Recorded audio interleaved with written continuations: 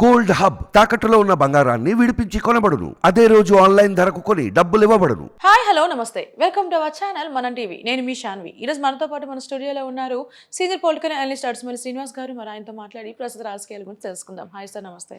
నమస్కారం అండి. సో ఇప్పుడు చూసుకుంటే సునీత గారు షర్మిల గారికి ప్రాణహాని ఉందని వాళ్ళంతటా వాళ్ళే చెప్తున్నారు. మేము మా ప్రాణాలకి తెగించి ప్రచారం చేస్తున్నాము అంటున్నారు. నిజంగా వాళ్ళ ప్రాణానికి ప్రాణహాని ఉందంటారా? అంటే మన రాష్ట్రంలో ఉన్న పరిస్థితులు చూస్తే వాతావరణం భయవేస్తుంది చాలామంది. ఎందుకంటే వాళ్ళు పోరాడేది మామూలు వ్యక్తులతో కాదు. మామూలుగా చూసుకుంటే కూడా వ్యక్తులుగా ఒక వ్యవస్థతో పోరాడుతున్నారు వాళ్ళు. ఆ వ్యవస్థకి ఆ ప్రభుత్వానికి అధిపతి ఒక రాజకీయ పార్టీ, ఆ రాజకీయ పార్టీకి అధ్యక్షుడు అత్యంత క్రూర స్వభావం, అహంకారం, దురహంకారం, అతిశయం, కక్ష, కార్పణ్యం ఇలాంటి అవలక్షణాలన్నీ ఉన్న వ్యక్తితో పోరాడుతున్నారు. అటువంటప్పుడు ఆ వ్యక్తి గురించి మీకంటే నాకంటే కూడా వాళ్ళకి బాగా తెలుసు. ఎందుకంటే అతను మోడస్ ఆపరాండి ఎలా ఉంటుంది, అతని విధానాలు ఏంటనేటువంటి వాళ్ళకి బాగా అర్థమైంది.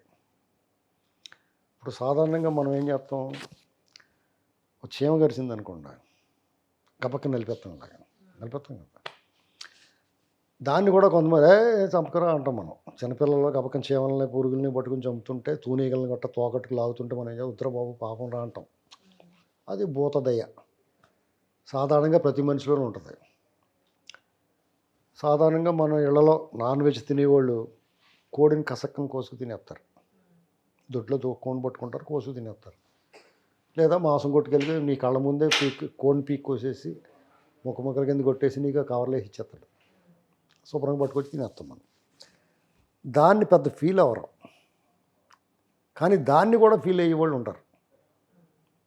మాంసం తినేవాళ్ళు కూడా ఆ కోడిని కోయటాన్ని చూడలేరు. తినటానికైతే తినేస్తారు, కానీ కోడిని కొత్తనప్పుడు బాధ వస్తుంది. వీళ్ళు మనుషులు చంపితే ఈ కోళ్ళని కోసినప్పుడు బాధపడని వాళ్ళు కూడా మనుషులు గాయపడినా, యాక్సిడెంట్లో చనిపోయినా, ఏదైనా ఉపద్రవం విపత్తులు వచ్చినప్పుడు మనుషుల మరణాలు సంభవించినా వీళ్ళందరూ గిలగిల్లాడతారు. హృదయ విదారకంగా ఉంటే కొన్ని దృశ్యాలు చూడలేరు. అంటే మనిషికి కోడికి వ్యత్యాసాన్ని గమనించుకుని మనిషికి ఇబ్బంది కలిగితే ఒక రకంగా స్పందిస్తారు, ఒక కోడి చనిపోతే కోడిని కోస్తే ఒక రకంగా స్పందిస్తారు.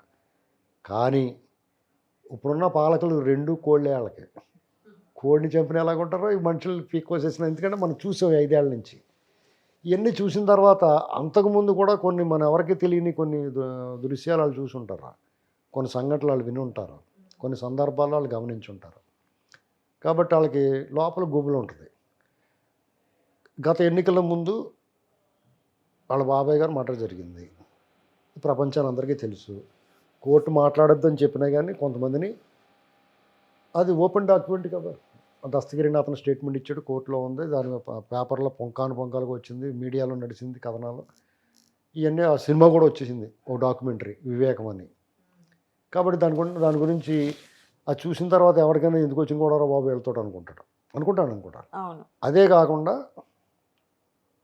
అంత దగ్గరవాడు సొంత బాబాయ్ నిర్దాక్షిణ్యంగా కసిగా కొట్టి మరీ చంపారు. అలాగే రాష్ట్రంలో తోట చంద్రయ్య అయిన, నందం సుబ్బయ్య, డాక్టర్ సుధాకర్ బాబు, అనిల్, డ్రైవర్ సుబ్రహ్మణ్యం చంపేసి ఇంటి డెలివరీ ఇచ్చారు కదా, నాగమ్మ, ఇలాగ అనేక సంఘటనలు. ఓ చిన్న పిల్లోడు మసూదన్ రెడ్డి ఎవరు కుర్రోడు, వాళ్ళ అక్కనేదో అన్నారని అగో బీసీల కుర్రోడు, ఆ కుర్రను తగలెట్టేసారు. ఇలాంటివన్నీ చూసిన తర్వాత ఎందుకు వచ్చిన గొడవ వీళ్ళతోటి మనకి అని సహజంగా అనుకుంటారు కదా. వీళ్ళకి కూడా థ్రెట్ 2 రకాలుగా ఉంటుంది. ఒకటి, వీళ్ళు ఎలాగా నోరు విప్పుతున్నారని కోపంతో, కసితో, రాజకీయం ఏమైనా పర్లేదు, మనకి ఎదురు దెబ్బ తగిలినా పర్లేదు అనుకున్నట్టుగా రిజర్వేషన్ లేకుండా పైకి పంపించవచ్చు. లేదా వాళ్ళంతటా వాళ్ళే కారు 4 టైర్లు పేలిపోయేలా చేసేయచ్చు. ఏదైనా చేస్తారు. సో ఇప్పుడు పదవుల కోసం సొంత చెల్లిని చంపేంత అంటే నేను ఆయన అలా చేస్తాడని అనుకోను, ఉమ్. కానీ వాళ్ళకి ఆ భయం ఉండటంలో, ఇవన్నీ చూసిన తర్వాత వాళ్ళకి ఆ భయం ఉండటంలో అర్థం ఉందంటున్నాను నేను. డెఫినెట్గా చేయడు. అంటే వాళ్ళు చేసిన వ్యాఖ్యలు వాళ్ళకి అనుగుణంగా చేశారా లేదంటే నిజంగానే వాళ్ళు వాళ్ళకి ఆ భయం ఉండడం, మీరు ఆ భయం ఉండకూడదని చెప్పడానికి మనం ఎవరు? వాళ్ళకి ఆ భయం ఉంది, ఎందుకంటే సిరీస్ ఆఫ్ ఇన్సిడెంట్స్. అంటే ఎవరైనా సరే సొంత చెల్లిని చంపే ప్రయత్నం చెయ్యరు కదా, అంటే వీళ్ళు కేవలం ప్రచారం కోసమే వైసీపీ నెగిటివ్ చేయడానికి మాత్రం ఇట్లా మాట్లాడారని చెప్పేసి అంటే మీరు అలా నెగిటివ్గా మాట్లాడారని మనం ఎలా చెప్పగలుగుతాం? వాళ్ళ భయానికి వాళ్ళు కదా స్వీయ అనుభవం, వాళ్ళకి హిస్టరీ, చరిత్ర చింపెత్తి చిరిగిపోదు, చెరిపెత్తి చెరిగిపోదు. చరిత్ర చూశారు కదా, రక్త చరిత్ర, చేతులు రక్తంతో కొడుకున్న చరిత్ర ఉంది కదా. అవన్నీ చూసిన తర్వాత వాళ్ళకి ఆ భయం ఉండడంలో అర్థం ఉంది. భయపడడానికి తప్పు పట్టకూడదు, వాళ్ళు చేసిన ఆరోపణలు విమర్శించకూడదు. ఎందుకంటే వాళ్ళ భయాన్ని మనం ఎవరు కాదంటానికి, మనం ఎవరు మనం ఎవరు?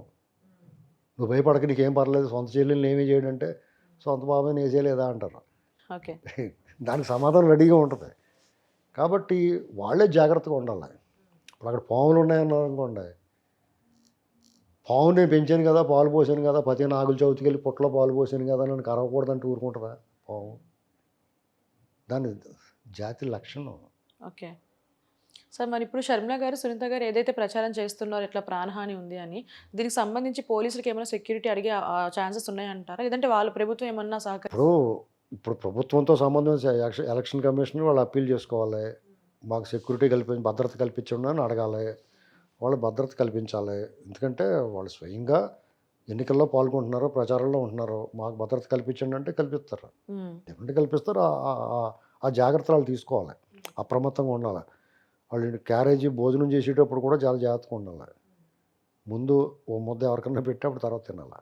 సో ప్రమాదం ఎటువైపు నుంచైనా రావచ్చు. ఏమైనా ప్రమాదమే. ఇప్పుడు ఎలా ఉంటుందంటే అండి, ఇలాంటి ఒక పిచ్చోడు, ఏ వెరిగిన తింగిరోడు, ఒక ఎద్దులో అంటూ తాడి చెట్లు అటువంటి కుట్టి చంపేస్తాడు జైల్లో. ఒకడికేమో సడన్గా ఎలకలు గడి చచ్చిపోతాడు. ఒకడు కూడా ఉన్నవాడే ముఖ్య అనుచరుడే వెనకాల నుంచి కూర్చుని కారులో కూర్చుని కాల్చి చంపేస్తాడు. ఇలాంటివన్నీ చూసాం కదా మనం. అవునవును. ఇది కొన్ని సాక్ష్యాధారాలు మాయం చేయడానికి, కొన్ని గొంతులు నొక్కడానికి వాళ్ళ కథ ముగిస్తారు. 2 రోజులు ఏడ్చి ఊరుకుంటారు, తర్వాత మళ్ళీ మామూలే. అంచేత ఎవరికి వాళ్ళు జాగ్రత్తగా ఉండాలి. ఎందుకంటే నేను అందుకని చెప్పిన పాము ఉదాహరణ. అలాగే అక్కడ పాములు ఉన్నాయంటే మనమే జాగ్రత్తగా, చీకటైతే కర్రదీపిక అంటే టార్చ్ లైట్ పట్టుకుని జాగ్రత్తగా చూసుకుని, ఒక చేతిలో కర్ర పట్టుకుని చప్పుడు చేసుకుంటా అది దూరంగా పోయేలాగా జాగ్రత్త పడతాం. అంతే కదా, వీళ్ళు అంతే జాగ్రత్త పడాలి, భద్రత ఉండాలి. భద్రత అంటే ఇప్పుడు మన చేతితో కర్ర ఎలా పట్టుకెళ్ళో, బ్యాటరీ లైట్ ఎలా పట్టుకెళ్ళో, టార్చ్ లైట్ అలాగా వాళ్ళు కూడా భద్రత పెట్టుకుని అప్రమత్తంగా ఉండాలి. అంతేగాని అటు చంపేస్తున్నాడు బాబు అని అర్థం కూర్చోకూడదు. ఆ రాయిచ్చి కొట్టిందంటే స్టిక్కర్ వేసుకుని తిరుగుతున్నాడు చూసారు, సిగ్గు లేకుండా అలాగా ఉండకూడదు. జాగ్రత్తలు తీసుకోవాలి. అంతే. Yeah sir, thank you so much sir.